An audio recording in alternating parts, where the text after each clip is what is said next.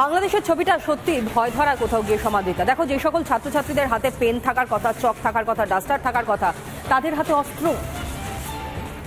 আদৌ কি এরা ছাত্রছাত্রী? সব থেকে বড় প্রশ্ন হচ্ছে, অস্ত্র হাতে কোনো পড়ুয়া দাঁড়াতে পারে না। কোনো পড়ুয়া, কোনো দেশের কোনো পড়ুয়া তারা নিজেদের জাতীয় সম্পত্তি জ্বালিয়ে দিতে পারে না। না, এরা পড়ুয়া নয়, এবং সে কথা স্বীকার করছেন পড়ুয়ারাই।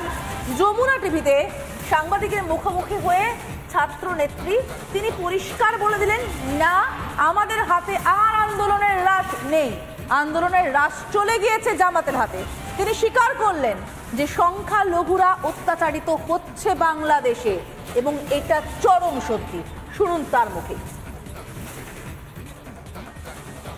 বিজয় উৎসব করতে গিয়ে কি ধরনের ধ্বংসযজ্ঞ চলছে পুরো দেশে, বিশেষ করে সংখ্যালঘুরা একটা অনিরাপত্তার মধ্যে ভুগছে।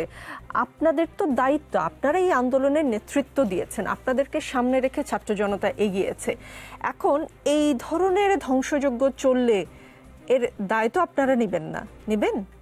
অনেক ধরনের ঘটনাও আমরা দেখতে পেলাম, যেটার মধ্যে আমরা দেখেছি যে সিরিজ সংখ্যালঘুদের যে পাড়াগুলো আছে বিভিন্ন জেলাতে, সেখানে একদম পরিকল্পিতভাবে আগুন দেওয়া হচ্ছে, সেখানে ধ্বংসযজ্ঞ চালানো হচ্ছে। আমার রুমমেট, তার বাড়ি গাইবান্ধা সুন্দরগঞ্জ, তার বাড়িতে ভাঙচুর করা হচ্ছে। এখন আমরা যখন দেখতে পাই যে একটা মব ভায়োলেন্স হয়, মব ভায়োলেন্সের ক্ষেত্রে হয়তো বলা যায় যে একটা খুবই র্যান্ডম একটা জায়গায় হয়তো ঘটনাটা ঘটছে, কিন্তু অন্য আরেকটা জায়গায় ঘটনাটা ঘটছে না। কিন্তু আমি যদি এই সংখ্যালঘুদের উপর যে নির্যাতন, সেটার প্যাটার্নটা খেয়াল করি, তাহলে দেখা যাচ্ছে যে একই সাথে বিভিন্ন জেলায় আসলে এই ঘটনাগুলো ঘটছে।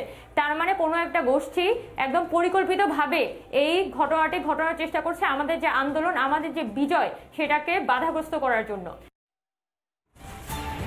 আমরা শুনলাম তনয়া ছাত্রনেত্রীর বক্তব্য, এবং এই নিয়েই আমরা আলোচনা করব, এবং আমরা আমাদের অতিথিদের কাছে যাব। কিন্তু তার আগে আরো একবার দর্শকদেরকে বলে রাখতে চাইবো যে ভয়ঙ্কর ছবি আমরা লাগাতার দেখছি, লাগাতার কাল বিকেল থেকে দেখাচ্ছি, আমাদের রাতে ঘুমোতে দেয়নি সে ছবি। আমাদেরকে গোটা রাত সে কান্নার শব্দ শুনতে হয়েছে। এই কান্নার শব্দ শুনতে পাচ্ছেন তো এপারের মুক্তমনেরা? আমরা জানবো আমাদের অতিথিদের কাছ থেকে, আমরা চলে যাবো আমাদের অতিথিদের কাছে, যাওয়ার চেষ্টা করবো আমাদের সঙ্গে কারা কারা রয়েছেন একটু আপনাদের সঙ্গে আলাপ করিয়ে দেবো। আমার সঙ্গে একদম ডান দিক থেকে রয়েছেন রাজাগোপাল চক্রবর্তী, আন্তর্জাতিক সম্পর্ক বিশেষজ্ঞ। ঠিক তার পাশেই রয়েছেন নীলাদ্রি ব্যানার্জি, তিনি রাজনৈতিক বিশ্লেষক। আমার ঠিক বাম দিকে রয়েছেন বাম ছাত্র নেতা, বাম দিকেই বসেছেন, এবং আমার সঙ্গে রয়েছেন শুভজিৎ সরকার, আর তারপরে রয়েছেন তৌসিফ আহমেদ খান, আইনজীবী, এবং উনি এ রাজ্যে তৃণমূলকে সমর্থন করেন। আমি শুভজিৎকে দিয়ে শুরু করি। শুভজিৎ, আজ কতটা ভালো লাগছে যখন পড়ুয়ারা নিজেরাই বলছেন যে এটা জামাতের হাতে চলে গিয়েছে? তোমরা তো এদের জন্যই পথে নেমেছিলে, এখন এটাকে সমর্থন করতে পারছো তো? এই আগুনটা দেখতে ভালো লাগছে তো? এই কান্নাগুলো, আর্তনাদগুলো রাতভর শুনতে ভালো লাগছে তো? শুভজিৎ, তুমি যদি গতকাল রাত্রিবেলা আমার ফেসবুকের পোস্ট দেখো, ওখানে আমি স্পষ্টভাবে লিখেছি যে আসলে ছাত্র আন্দোলনের নামে শুরু হওয়ার পর যারা ওই দেশের সবথেকে বড় ছাত্র নেতার মূর্তি ভাঙে, তারা যাই হোক, তারা ছাত্র আন্দোলন কখনো করতে পারে না। কারণ যেই শেখ মুজিবুর রহমান বাংলাদেশের অন্যতম, বাংলাদেশকে জন্ম দেওয়ার ক্ষেত্রে এবং বাংলাদেশের পতাকার তৈরির পিছনে যার সবথেকে বড় অবদান, যারা তার মূর্তি ভাঙছে তারা কোনোভাবে ছাত্র আন্দোলন নয়, তারা নিজেদেরকে ছাত্র বলতে পারে। এবার বুঝতে হবে এখানে বিষয়টা কোন জায়গায় চলে গেছে। আসলে ছাত্র আন্দোলনের ইস্যু দিয়ে যখন বিষয়টা শুরু হয়েছিল, কিছু কোটা সংস্করণ, মুক্তিযোদ্ধার কোটাদের বিষয় নিয়ে শুরু হয়। পরবর্তীকালে আমরা দেখি সরকার একটা জায়গায় নেগোশিয়েট করে বা কথাবার্তায় আসে, এবং বারংবার বলা হয় যে তোমরা যদি ডায়ালগে আসো, ডিসকাশনে আসো, তাহলে আমরা একটা পিসফুল সিচুয়েশনে আনতে পারি। কিন্তু আমরা কি দেখলাম? আমরা দেখলাম যদি সত্যিকারের ছাত্ররাই খালি থাকতো আন্দোলনে, ছাত্ররা নিশ্চিতভাবে তাদের দাবি, যখন তাদের দাবিগুলো মেনে নেওয়া হয়, তারপরে তারা আন্দোলন উইথড্র করে নিত। কিন্তু এখানে আমরা দেখলাম যে একটা নির্দিষ্টভাবে কিছু শক্তি, যারা মৌলবাদী শক্তি, সাম্প্রদায়িক শক্তি, যারা নাকি ইসলামের ঝান্ডাকে কাঁধে নিয়ে অনেক ক্ষেত্রে। এক মিনিট ধরে আমি তোমার কথা শুনছি, আমি খুব সংক্ষেপে একটা বিষয়টা বোঝার চেষ্টা করবো। এটা কখন মনে হলো, কখন বুঝতে পারলে যে ছাত্রদের আড়ালে কার্যত অন্য একটা শক্তি কাজ করছে? ফেসবুক পোস্টের কথা তুমি বলছিলে, সোশ্যাল মাধ্যমে তুমি পোস্ট করেছো বলছিলে, সেক্ষেত্রে বলে রাখি, বড় মাধ্যম, টেলিভিশন মাধ্যম, গণমাধ্যম, সে মাধ্যমে রিপাবলিক বাংলা প্রথম দিন থেকে বলে আসছে পড়ুয়ারা মেট্রো স্টেশন চালাতে পারে না, প্রথম দিন থেকে বলে আসছে। তাহলে বলি, গণমাধ্যম যদি এটা বুঝতে পারে যখন রাস্তায় বামেরা নেমেছিল, মুক্ত মনারা নেমেছিল এদের সমর্থনে, না বুঝে নেমেছিল, না জেনে নেমেছিল, এত ইম্যাচিওর একটা পলিটিক্স। আমি বলতে পারি আমি যে সংগঠন থেকে বিলং করি সেই সংগঠন, তুমি যে মিছিলের কথা বলছো যেটা রবীন্দ্র সদন থেকে বাংলাদেশের এম্বাসির দিকে যাচ্ছিল, যে মিছিলকে কেন্দ্র করে অনেক গন্ডগোল অনেক ঘটনা ঘটে, সেই মিছিলে আমাদের সংগঠন ভারতের ছাত্র ফেডারেশনের মিছিলে হাঁটেনি, আমাদের কোনো কর্মী হাঁটেনি। তার কারণ হচ্ছে আমরা সেদিন জবে থেকে আমি একটু শেষ কথা, আমি শেষ করে তোমার প্রশ্নের উত্তর দেবো, তোমার প্রশ্নের উত্তর দিয়ে দিই, তাহলে তোমার সুবিধা হবে, 10 সেকেন্ড লাগবে। যে তুমি যে বললে না যে কবে থেকে বুঝতে পেরেছিলে, জবে থেকে আমরা দেখলাম যে ছাত্ররা যখন নাকি সরকারি সম্পত্তি ধ্বংস করার চেষ্টা করলো, যখন তারা নিজেদের দাবির ঊর্ধ্বে গিয়ে অন্য কোনো দাবির দিকে চলে গেল, আমরা সেদিনই বুঝতে পেরেছিলাম।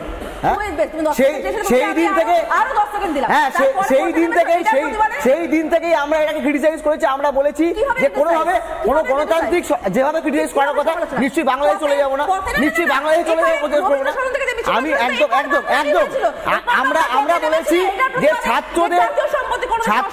ছাত্রদের খুন করা যেরকম অপরাধ, আবার অন্যদিকে কোনো নির্বাচিত সরকারকে ধ্বংস করে দেওয়া, তার গণপরিষদে ঢুকে গিয়ে ভাঙচুর করা, এমন একটা দেশের এমন পরিস্থিতি তৈরি করা যেখানে তার সেই দেশের প্রধানকে দেশ ছেড়ে পালাতে হয়, এটা কোনোদিনকে সমর্থন করা যায় না গণতান্ত্রিক দেশে।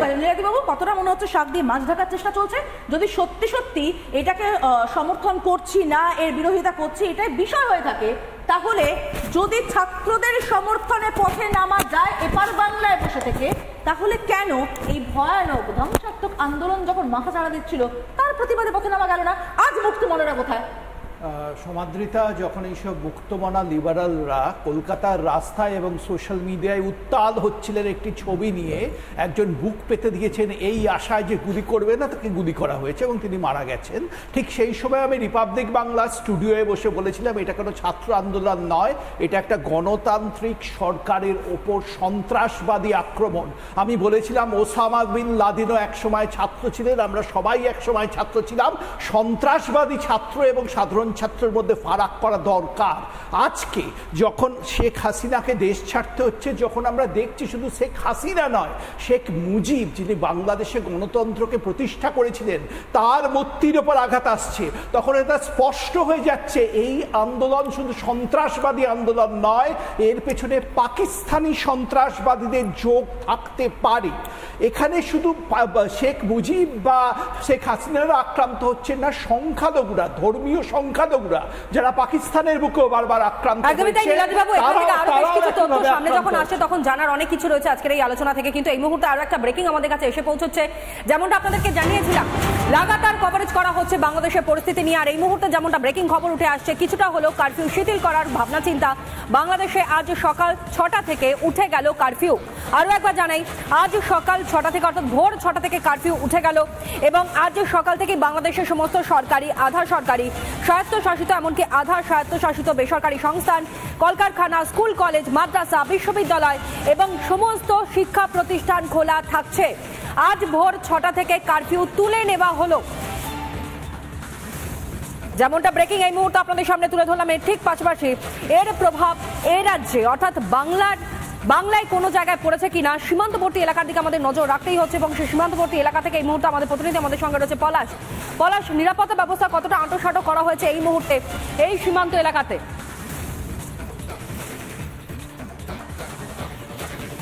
গতকালকেও আমরা দেখিয়েছিলাম বা আজও আবার দেখাচ্ছি যে এই যে আমি গেদের সীমান্তে আছি, এখানকার যে কমান্ডেন্ট তিনি কিন্তু পরিষ্কার জানিয়েছে যে সেভাবে কিন্তু সেনা সরঞ্জাম করা না হলেও প্রতিটা মুহূর্তের জন্য প্রস্তুত রয়েছে ভারতীয় সীমান্তরক্ষী বাহিনী। আমার ভিডিও জার্নালিস্টকে আমি একটু অঞ্জনকে দেখাতে বলবো এই দিকটা ঘুরে ঘুরে, এই যে আমার পেছনে যারা আছে এরা প্রত্যেকেই কিন্তু বাংলাদেশে ফিরে যাবে, অর্থাৎ এরা প্রত্যেকে বাংলাদেশি নাগরিক। তুমি একটু আগে যেটা বলছিলে যে আজকে সকাল থেকে কারফিউটা কিছুটা হলেও শিথিল করা হচ্ছে বা তুলে দেওয়া হচ্ছে, আর যার ফলে স্বস্তির নিঃশ্বাস, এরা প্রত্যেকেই বাড়ি ফিরছে। আমি একজনকে একটু জানবো, আপনারা তো ফিরছেন, ওদের পরিস্থিতিটা কি?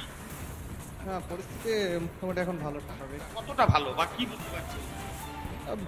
সেনাবাহিনী কারফিউ করেছে, যেতে হবে, গাড়ি ঘোড়া চলছে নর্মালভাবে। কি জানতে পারলেন ওদিকের পরিস্থিতিটা? পরিস্থিতি বর্তমানে এখন স্বাভাবিক আছে, পরিস্থিতিটা কিছুটা স্বাভাবিক। আমি আরো একজনকে জানবার চেষ্টা করবো কি পরিস্থিতি ওদিকটা। যে আমি সকালে ফোন দিলাম এলাকায়, বললো এখন মোটামুটি সুস্থ আছে এলাকায়, সীমান্ত আপাতত কি এমন শান্ত তনয়া যে ছবি আমরা দেখতে পাচ্ছি, এবং পলাশের কাছে নিশ্চয়ই পলাশ ধন্যবাদ, নজর রাখো, আমরা পলাশের কাছ থেকে পরবর্তী ক্ষেত্রে আবার আপডেট নেবো। আমাদের